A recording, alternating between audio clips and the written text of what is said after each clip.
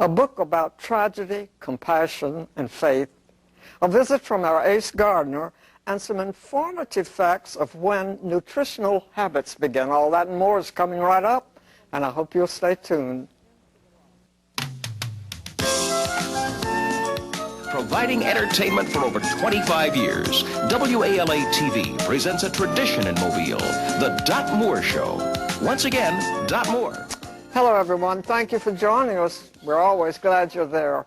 And today we'll hear from author Gary Penley about his book titled Della, Raye. It's an informative, interesting, strong story. Also, a visit from our ace gardener, Marty Burrow, with some innovative ideas for your home garden and more. But right now, our feature fashion on location. Today we're in Daphne, Alabama, across the bay from Mobile. We're at the U.S. Sports Academy, where they train many, many people in the sports, and they're very strong proponents of sports art. You'll find one section of this building devoted to sports art, and very often they have visitors to the city who display famous artworks of the sport world. And behind me or beside me here is a magnificent bronze sculpture of a sports figure, which is the epitome of the Academy's profession. This courtyard can also be used at leisure for students in between classes. And our feature fashion today is in the happy color, yellow. It's that combination of cotton and dacron, a very cool fabric and a very usable, washable fabric. If you want to dress it up with a scarf, fine. If you don't, remove your scarf, and you have a very sporty-looking outfit that could go anywhere with a convertible collar. I have it buttoned up. If you prefer, you can open it up more. With long sleeves and full cut in the happy color. And our fashion is courtesy of Holiday on Old Shell Road in Spring Hill. In this report, we learn how to start and when it all begins to take on understanding for nutritional habits to form. Here's more on the subject. A healthier family may start before conception, with both parents eating well and taking supplements to be sure they have all the nutrients they need. There are 5 steps dads-to-be can take to improve their overall health and maximize their chances of starting a family. First, eat a healthy diet with at least 5 servings of fruits and vegetables every day. Second, take vitamin C. Besides boosting the immune system, vitamin C is essential to the development of normal sperm. If you smoke, quit. If you drink, do so moderately, since alcohol can decrease sperm production. Fifth, take a nutritional supplement such as Proxseed. This supplement has been shown in clinical studies to optimize sperm count, concentration, motility, and speed. For more information, visit www.proxeed.com or call 1-888-PROXSEED. Well, America, it seems, encompasses many interesting marine reserves. However, there is one that has been designated the largest one in the country. And in this report, we learn more about that. A remote area known as the Tortugas, 80 miles west of Key West, Florida, has been designated the nation's largest marine reserve. This will preserve the healthiest coral in the region and the richness of species and health of fish stock in the Tortugas and throughout the Florida Keys.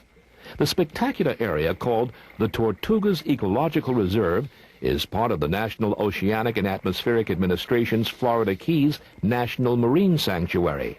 The new reserve encompasses more than 150 square miles of spectacular deepwater corals and critical fish spawning sites. It will consist of 2 areas, Tortugas North and Tortugas South, and each fully protects all marine life, including fish, coral, shrimp, and lobster. To learn more about our nation's marine sanctuaries, visit the NOAA website at www.sanctuaries.nos.noaa.gov.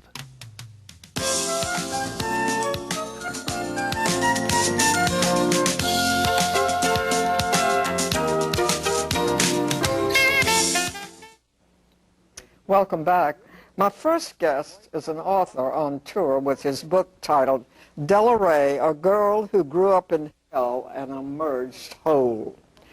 A remarkable author, a remarkable book. Please welcome Gary Penley. Gary, it's a pleasure to see you, and you're on quite a long tour with this book.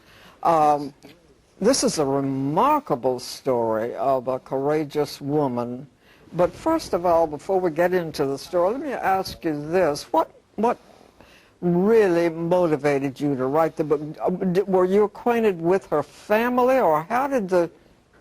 Yes, one of her sons is one of my lifelong friends, but I had known him for over 20 years when he told me about his mother. I only knew that his mother lived in Alabama. He lives in Houston. One day, his name is Donnie Hughes. Donnie said to me, the two of us were driving down the road, he said, "My mother grew up in a mental institution," and that's kind of a showstopper. And I said, "What did you say?" So he continued to tell me. And it turns out that his knowledge was very sketchy of her life at that time, because for 50 years she wouldn't talk to family or friends about it, even though they knew, but they knew no details. Well, you know, it's such a remarkable story about a child who was put into a mentally deficient institution when age 4. In reading the book, I was so interested, and it's odd, but many members of her family were mentally deficient and were committed at the same time. And the reason they were put in there was what? In the early half, in the first half of the 20th century, many people got put in mental institutions that didn't belong there. And what happened in Della Raye's case was a classic guilt by association. Scientists at that time believed that anyone who was even related to a mentally retarded person carried the genes. They were called eugenicists. The eugenics movement was trying to lock people up. They even sterilized some people, and they thought they could wipe out retardation. They were wrong in their theories, but they had not yet been proven wrong. But in other words, it was easy to get someone committed as opposed to today with it was, and methods. When they were committed, it was hard to get out. It was nearly impossible to get out, as a matter of fact. I was so taken with the fact that this child who grew up in that atmosphere, that was really, it's a story of the Great Depression in '29, right? Came out of it now and is a grown woman, of course, and built a life. Tell me about, what do you think is about the strongest message this book has for people? I think one of the messages that that the book has is that the human spirit really is indomitable. It is obviously not in everyone. But in this case, and in many cases that we've seen in concentration camps, which this was much akin to, the human spirit really can be indomitable. And the power of faith and the power of forgiveness. There are several messages in here. Della Raye, when she was middle-aged, had beat the system, had actually gotten out and built a life for herself. Chose to exorcise her own demons and get rid of her anger and bitterness. And she did this by actively forgiving the people who had tormented her and tortured her as a child. Well, that certainly wasn't easy to do. It's remarkable. Let's take a look at some of the pictures in the book. All right. If you'll tell us what we're seeing here, because you have quite a few. These are 3 pictures of Della Raye. The upper left is a picture when she was 17 years old in the institution, the same picture that's on the cover. The upper right is Della Raye when she was 26, about 2 years after she got out. The lower picture is Della Raye at middle age. This is Della Raye, middle-aged, fixing the hair of one of her stepdaughters in her own beauty shop. Mm-hmm. This is Della Raye and Floyd Hughes, her husband, shortly after they got married. They got married 3 years after she got out. This is Della Raye in 1999 at the door to her beauty shop, which she still runs in her 70s. This is one of the old buildings at Partlow. There are only 2 of the original buildings left. Partlow, the institution where she grew up. This is the old administration building. Well, the amazing part is she now resides in Tuscaloosa, is still in the beauty business, and has children that she's raised. When she had that in the background, but what you brought out, the forgiveness, is probably what we all need to learn more of. It's what we all say we should do, and what we sometimes try to do. Della Raye is one of the few that ever actually did it. She went to nursing homes, hospitals, and visited these people weekly, the people who had been cruel to her. She visited them every week, brought them things, made things for her and for them, and did that as long as they lived. That is amazing. That is because, amazing. you know, so often people want to shut things out, but she wanted to give. She knew she couldn't be a whole person unless she did that. And it's a true story, and it's just it was quite interesting to me, and I wish you well. How's the book going? The book is going quite well. Yeah. Della Raye is an amazing person. She was on 4 signings with us in Tuscaloosa and Birmingham. She's a delight. Well, thank you so much for coming, and you're in the midst of your tour, but you live in Texas. We live in a suburb of Houston. Yes. We're on a 12-city tour. Okay, well, real quickly, is there another book in Gary Penley? Yes, there is another book in Gary Penley. Oh, you're Penley, working on it. It's actually been written. It's the rough draft is finished. It is not published yet, but watch for it. It will be. Okay, maybe we'll see you again. Great. Okay, thank you for coming. Thank you. This is really a book with a message, and a strong one. Stay with us. We'll be right back after these messages.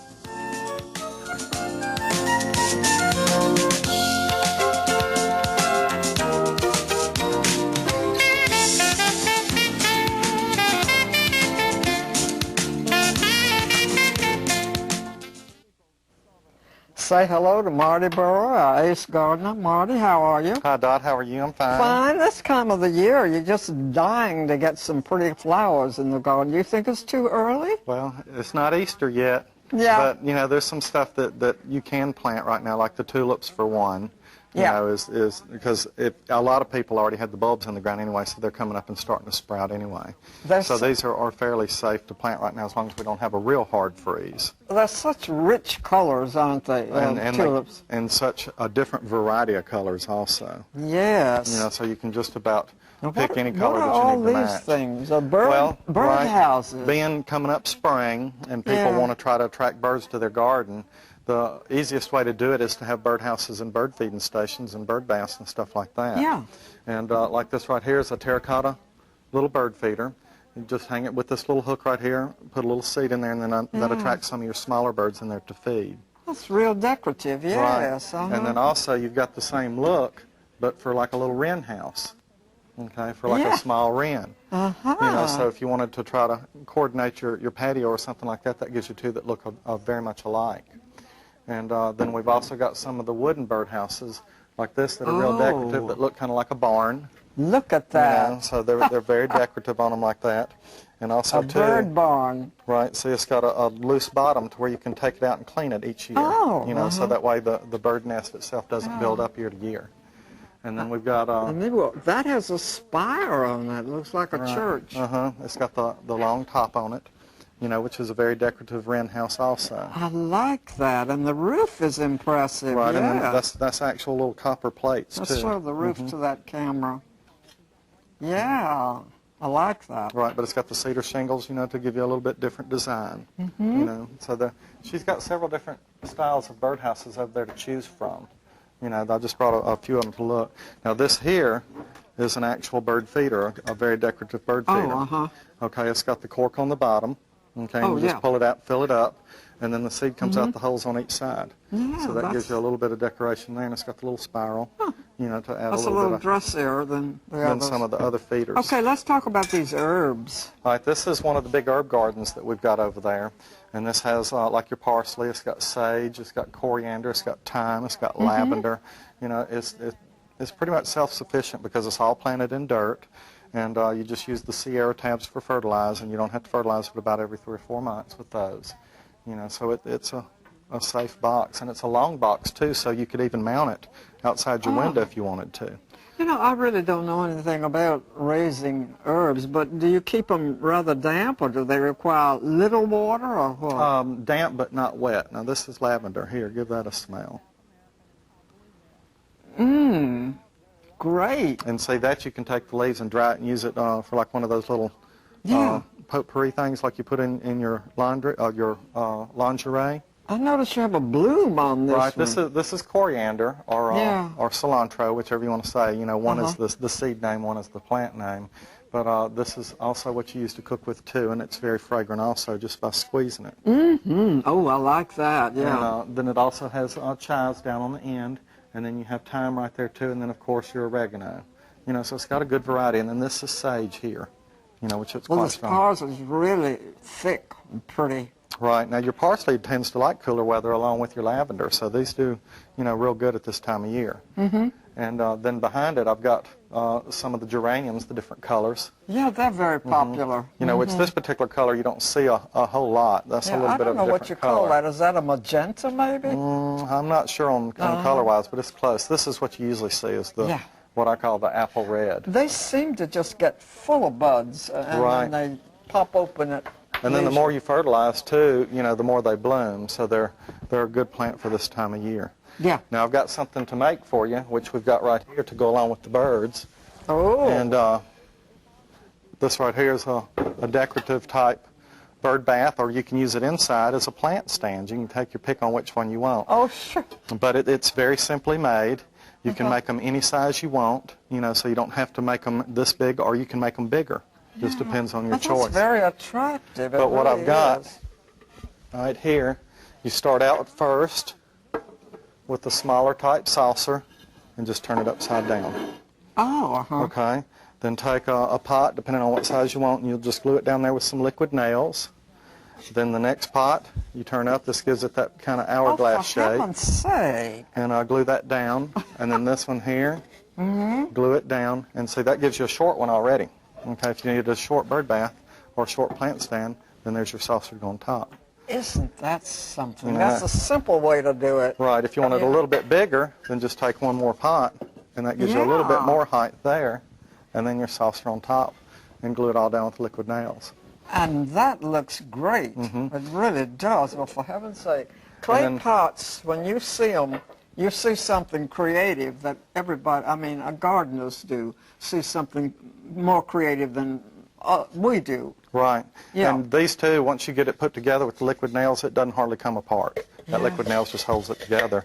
And they're pretty sturdy. It's hard to chip them and Right, and then once you get them put together after the glue dries, then you just spray it with a clear sealer, and then you can pretty much spray them any color you want to. You know, so you can do colors of your choice depending on what you need to match. Now, what is this behind us here? This is also a type of geranium. This is your ivy geranium. And if you notice, it hangs down like ivy. Now, this is an interesting variegated white Right. interspersed with the color. Right, there's two different color mixes in here because see you have the solid and then also the stripe. And these are just hardy plants. Oh, really? You know, so give them a little bit of fertilizer and they're fine. Go down? Yes, it'll continue to grow down like really? ivy. You know, and she's got several colors there too. Well, so it's you can, full of buds. Right, it's getting really ready to burst out because see, here's some more coming over there too. So you're going to get several different colors. Well, now I notice up front you have some beautiful flowers here. Right, now these are our Gerber daisies, which these are our perennial. You know, so that's one good thing about these is you plant them, and once you get them planted, then they'll come back every year, and they come in numerous different colors. I've always been impressed with Gerbers by the foliage that goes with it. It's so rich, so much of it, beside the bloom, but they must require a lot of sun. You don't want to give them full sun. Now, about a half-day sun is fine. Really? Right. Wow. You know, in fact, my dad has them planted around the edge of his deck, which is pretty much almost all shade. Oh. You know, and they get just a little bit of What sun. have we got out? What is this? That is a type of thrift, and this is a perennial also that you can plant every year. I'm not familiar with that, but You know. that's very attractive. But this is called a sea pink is what it's called, but it is a type of a perennial to Yeah. come back every year. So if you're planting, you know, if you don't want to plant every year, you just plant stuff like this. That way it comes back and you don't have It's to worry a about very it. dainty bloom, isn't it? Right. Small. Now another thing this time of year is the hydrangeas, which are the big blooms right here. Oh, uh-huh. Okay, and they're just wonderful plants, and they grow into very good-sized bushes too. And this is a popular color, I Right. notice. Yeah. And you can change the color depending on what you do, because you can change color with lime, you know, and get them to be blue or pink depending on what you want, depending on the pH of the have always soil. been popular, I think, with most gardeners, home Right. gardeners, yeah. And they're pretty hardy, aren't they? Yes, they're very hardy. They take a lot of water, so you have to Yeah. keep them wet. That's interesting about plants, that some take water a lot and some you don't have to keep damp. Just ignore them. You just have to, They tend to do better sometimes. yeah, but you just have to know, you should know when you plant them Right. which is what. Right. Okay. Thank you, Marty. Okay. You've given us some great ideas, and it's a time of the year that we all need to brighten up a little bit. Makes you feel better too. Okay, we'll All right. see you. Okay, we'll be back. From the jungles of Colombia Where do you think this place? You don't even look at those guys unless you can kill them. to the streets of Washington, We're pursuing leads as to his whereabouts. That's him. help me stop him. No one can stop a killer except the man who knows his face. No! Thank you so much for joining us, and we'll see you the next time. Until we do, I hope you stay happy. Now, here is a peek preview of Warner Brothers' new movie, Collateral Damage.